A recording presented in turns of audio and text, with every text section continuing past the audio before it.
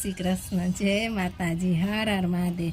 आज जाए अषाढ़ी बीज है એટલે કચ્છી નયું વારે મણી કચ્છી ભા ભેણે કે કચ્છી નય વારે જે જજ્યું વધાયું।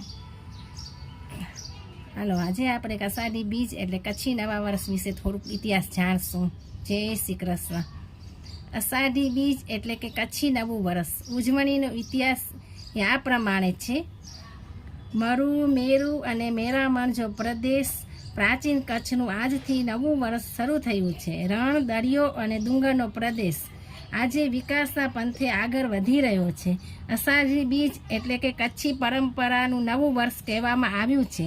અગાઉ રાજાશાહી સમયમાં આ દિવસથી રંગેચંગે ઉજવણી થતી હતી, ત્યારે હવે આ પરંપરા માત્ર નામ પૂરતી જ રહી છે। અષાઢી બીજ એટલે કે કચ્છી નવું વર્ષ। કચ્છ વિશે જાણીએ। કચ્છ વિક્રમ સંવત કરતાં 4 માસ આગળ કચ્છી નવું વર્ષ ઉજવવામાં આવે છે। દુનિયાના દરેક ખૂણામાં ક્યાંય પણ વસતા કચ્છીઓ આજે પોતાના કચ્છી લોકોને નવા વર્ષના વધામણા આપે છે।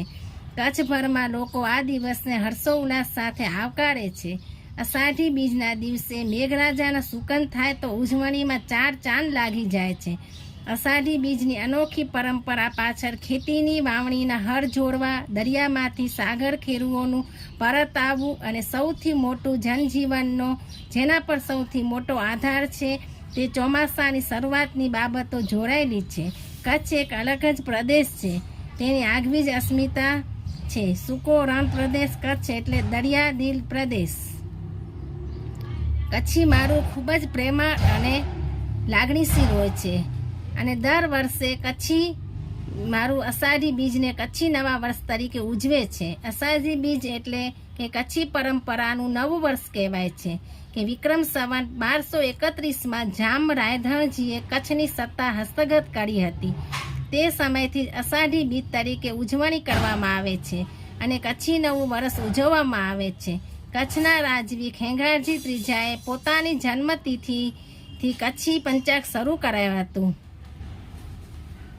કચ્છી પંચાંગ બહાર પાડવા રાજાશાહી સમયમાં નવા સિક્કા બહાર પડતા। રાજાશાહીના સમયમાં આજના દિવસે કચ્છી પંચાંગ બહાર પાડવામાં આવતા અને નવા સિક્કાઓનું પણ છાપકામ શરૂ કરાતું હતું। નવા ચલણી સિક્કા બહાર પાડવામાં આવે છે। આજના દિવસે પણ ભુજ ખાતે દરબારગઢમાં રાજવી પરિવાર દ્વારા પૂજન કરીને નવા વર્ષની ઉજવણી કરવામાં આવે છે। પરંતુ આજના આધુનિક સમયમાં નવા વર્ષની ઉજવણી માત્ર લોકો એકબીજાને શુભેચ્છા પાઠવીને જ કરી રહ્યા છે અને તે દિવસે પ્રાર્થના કરવામાં આવે છે। શિયાળે સોરઠ ભલો, ઉનાળે ગુજરાત, ચોમાસે વાગર ભલો, પાંજો કચ્છરો બારે માસ। કચ્છી લોકો જ્યાં જ્યાં વસે છે ત્યાં ત્યાં અષાઢી બીજના દિવસે નવા વર્ષની ઉજવણી ચોક્કસથી કરે જ છે। ભલે ને પહેલાં જેવી ઉજવણી આજે થતી નથી, પરંતુ પહેલાં શરૂઆત થયેલી છે તે ઉજવણી આજે પણ થાય જ છે, ચોક્કસ રીતે થાય જ છે। આજે પણ લોકો એકબીજાને કચ્છી નવા વર્ષની શુભેચ્છાઓ પાઠવે છે અને પ્રાર્થના કરે છે કે કચ્છરો બારે માસ રહે અને કુદરતની મહેર કચ્છ પર કાયમ રહે। નવું વર્ષ સુખમય, આરોગ્યપ્રદ અને વિકાસશીલ બની રહે તેવી પ્રાર્થના કરવામાં આવી રહી છે। કચ્છમાં તો અનેક કુદરતી આફતો આવી છે।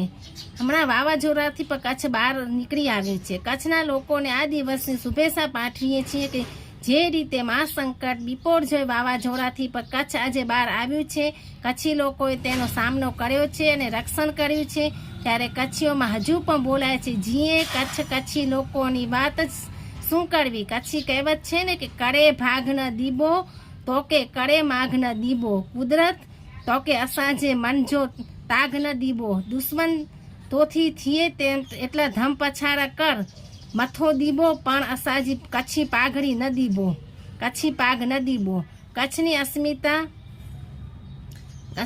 અસ્મિતાને વંદન અને કચ્છી ભાવરે ભે ભેણે કે જજ્યું વધાયું।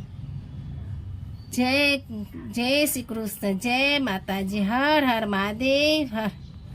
મારી ચેનલ સારી લાગી હોય તો લાઈક કરો, વધુમાં વધુ લોકોને શેર કરો અને સબસ્ક્રાઈબ કરો।